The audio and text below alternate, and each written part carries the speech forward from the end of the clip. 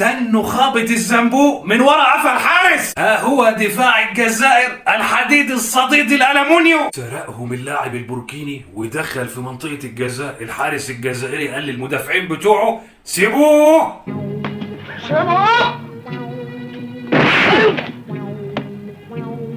أنا سلم على أمي.